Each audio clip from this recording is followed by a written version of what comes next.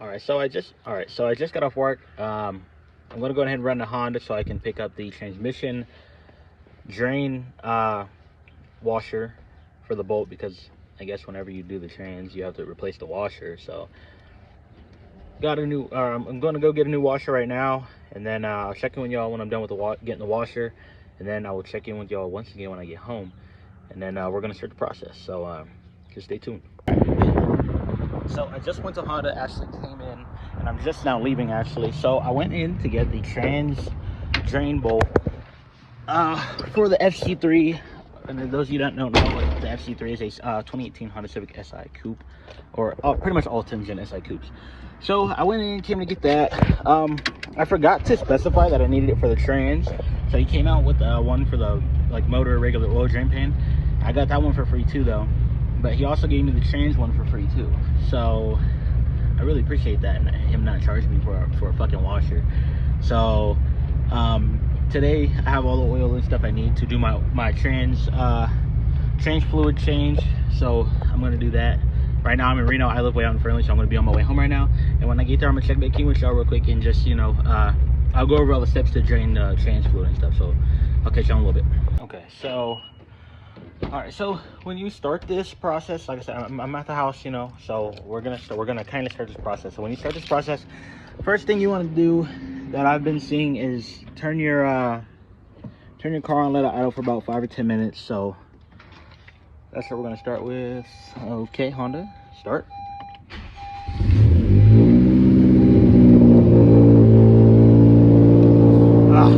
Okay, so we're letting it idle right now. I don't really know. I don't really want to do it for that long though, but it was a real pain for me to get the car started because I have it on jack stands, and I don't trust getting in the car on jack stands. So yeah, we're not doing all that. Also, don't know how good it is for the wheel to be spinning while the car is on. It's not in first; it's in neutral. But without load on it, it's gonna spin. So yeah, that's actually pretty cool. That's kind of cool, man. That's kind of cool. So yeah, but we're gonna let it idle for a couple minutes, just that way the trans fluid can warm up and drain faster, and then we'll jump right into it. So I'll catch y'all when this is warmed up and we're ready to go. Okay, so moving in and starting the process. I didn't actually let the car warm up for that long. It was probably only about a minute or two, just because the knot count on this car gets really high, and I think it's because of my coil packs. So I just ordered new coil packs, but actually I think something happened with the order from Mishimoto. So it's saying that I never ordered them, but I have a confirmation number. So hopefully it's just like a glitch in my bank or whatever, and that gets figured out. But moving into this process, this plug right here, my bad, this square plug is for manual transmissions. I don't know how automatics look, but I know that that plug right there is the plug for the manual transmission, and that is the check and fill plug. Okay, so that is the one that we will take out up top first. If you don't have those special square bits, you can use I think it's a 3 or ½ inch, or no, 3/8 drive extension to get that bolt out. Okay, it's not really recommended because you can break the extension, but I'm gonna run my extension just because I'm not gonna spend all that time to I was already in Reno and I didn't want to take any extra time to run the risk of like going to a parts store and not finding it. So I wasn't dealing with it. And then the plug back here is another square plug. You can use extension on this one too. It is the only plug on the bottom of the trans, and it is right next to the motor mount bolt, like right next and behind, like diagonal, like 3 inches away. You cannot miss it. That is your drain plug. Okay, all right, so like I said, I'm gonna be using these extensions to get it out. I had an ugly little stupid looking extension that I'm not gonna use actually, so I'm gonna use this one instead. But like I said, 3/8 drive, we'll get that out. So you can put them on however you want, whatever. Go ahead and grab your ratchet. That's tightening, loosen. We gotta loosen that. So like I said, if this is your first time doing it, it's gonna be really tough to get out of there. I already actually undid this the other day, so it shouldn't be that tight, but I can't remember if I put it on with the breaker bar or not, so we'll see. It's still tight. I'm tightening it back with the breaker bar. Okay, so like I said, Oh, breaker bar jack in. Okay. Got it out. Okay. So don't be alarmed by that noise. That noise is literally like probably just from pressure and everything like that. So that noise isn't bad. Like I said, you can look at it visibly, tell it is not broken. You know, it's in perfect condition. Okay, it's in perfect health. So we pulled this out. I wanted to pull it out mostly just to show you guys that it will come out easily. I was scared because there wasn't a washer on when I just pulled it off, but the washer was stayed on the trans. So I'm gonna put this back in just for the simple fact that I don't want anything getting into this trans while I am doing this process of draining it and everything like that. So we're just gonna go hand tight, nothing crazy, just simple, just back in, make sure we don't drop nothing in there. Okay? All right, so now being under the car, we're gonna do the exact same thing with the drain bolt. And ooh, I don't trust jack stands that much, so I'm a little sketched out, man. Mostly because I've heard a lot of them, like, you know, like the Harbor Freight jack creaking, you know. But we got it out. So these bolts are speculated to have like, why is it tightening? That's stupid. These bolts are like the trans bolts are speculated to have like, I think I said 34 foot-pounds of like torque on them. So that's probably one of the big reasons you're hearing that snap. But ooh, where's my rag at? Oh, rag's on top of the car. I'm not really gonna worry about it. If I get oil on me, I get oil on me. I just don't want to really get them up. Oh, there you go. That is the dumbest spill ever. Why does it empty out like that?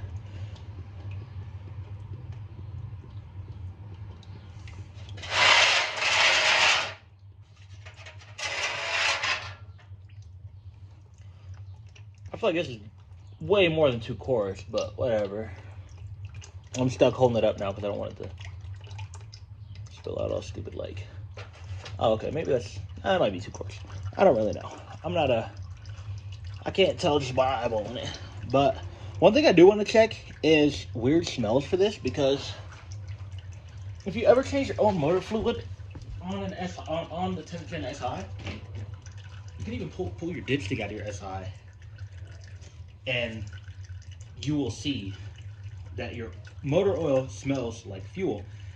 And that happens because if you don't give the car long enough to warm up, when you drive it, you get fuel dilution that slips by, I think it said the rings or something like that.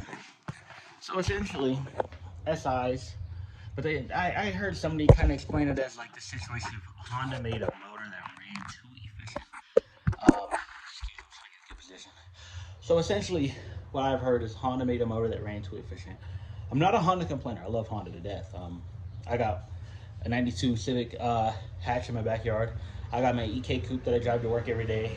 So, and then I'm working right now on my 2018 SI coupe, my FC3. So, like I said, I'm not complaining at Honda at all. I love Honda. I drive Honda. Like, Honda's cool as hell. It's just an issue of, I don't know. And then I called to see about a service bulletin on it, because I heard you can call and see about a service bulletin on the car. And they said if my car isn't throwing a check engine light, that there's nothing they can do about it. But if I did want anything checked, I would have to go in and have a diagnostic ran on it, blah blah blah blah blah. Which my car is almost full bolt on and it's dyno tuned. And yes, it throws a check engine light for, you guessed it, the downpipe. So all they're gonna do if I take it in there and spend $100 and something to get a diagnostic is they're gonna say, oh, well, your downpipe. No, that's not what it is. Even stock Hondas have the same problem where you pull that dipstick out right now. I will pull it out right now. My oil level, my oil life is at 90%. I guarantee it, and it smells like fuel. The dilution is crazy. So that's just one thing with this car. But yeah, so that's pretty much how you get that bolt out. I'm gonna get it. I don't have a torque wrench yet, so I'm just gonna put some tightening on it. I've never really had the issue of anything backing out whenever I've tightened anything back up. Except for I'm gonna use a breaker bar just to snug it back up because I don't want to have any issues um, with like a bolt undoing itself or stuff like that. So yeah, I'm gonna get the new washer on it, which actually, oh, okay, yeah, I'm good. So I don't know why they say to replace this washer every time, but I'm gonna show you that I actually went and got a new one too. Um, Old one, brand new one, side by side. Old, I gotta remember this is old. Put that far away. New, slap the new one right now. They might give you these washers for free. I don't know. They didn't make me pay for the washers. Like I said, I went in there, talked to the dude. I was like, hey, I need the oil drain plug. He came back out with a small one. Give me 1 second. He came back out with a small one for the oil pan. I was like, well, that one fit the trans fluid too. And he was like, I don't think so. So I had to give him the year, make him out or whatever. He came back out with the bigger transmission one. So yeah, you really just want to specify which washer you need. He gave me both of them for free, so that was cool. But yeah, I just kind of wanted to throw that out there to you guys. You might have to pay for them, might get them for free. I don't know. That Honda dealer is pretty cool, so you know. And but yeah, so I'm gonna go ahead and slap this bolt back in. All right, so that is going from looking at the trans fluid that we just drained back to the top of the motor. So like I said, this is only in there hand tight, so I'm gonna get this off of here. See, now I've only seen things to replace the drain one, so I'm only replacing the drain one right now.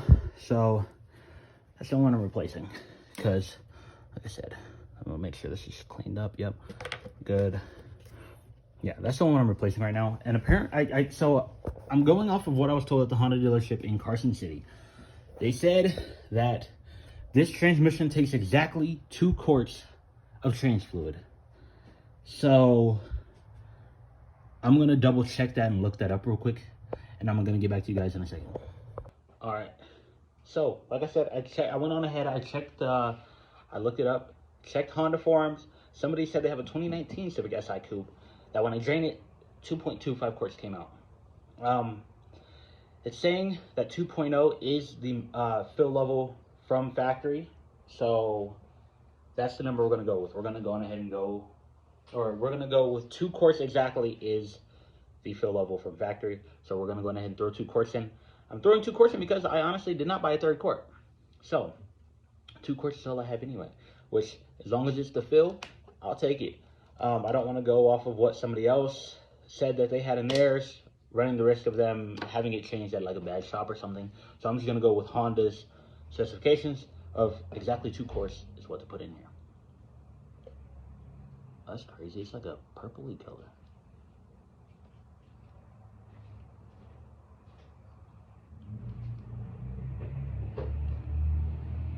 Making sure I do this really slowly. Oh, I'm not looking at the trans. Look at the trans. Make sure it's not filling or spilling out nowhere. So when you look at this, it's like a purpley color, almost like clear purple. But when it comes out, obviously it was a little brown. So I don't want to pour it too fast. I just want to make sure, you know, everything gets in there properly, stuff like that. So empty.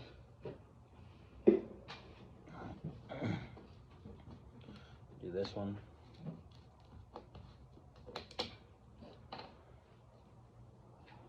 One more quart.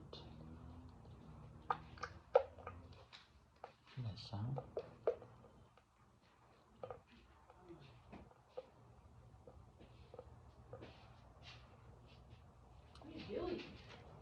Transmission fluid. What's up?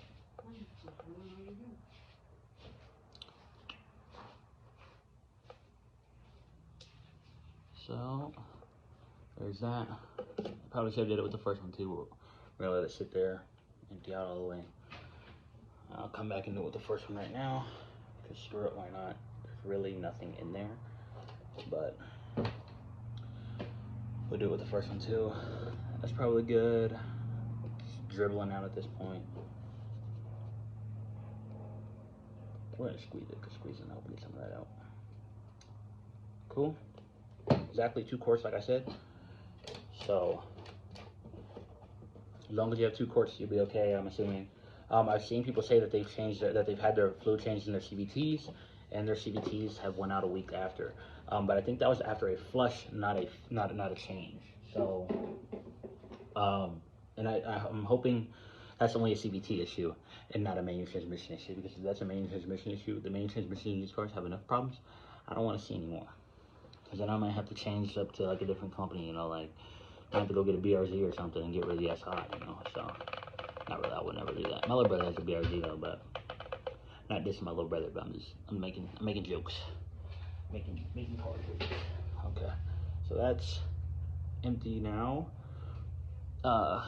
We're gonna go ahead and put this plug back in. You know, once again, we're gonna tighten it. We're not gonna go super crazy, just because I don't know the foot-pound rating on this, and I don't have a torque wrench. So, like I said, we're gonna get it tight, but we're not gonna go nothing everybody's on it, okay?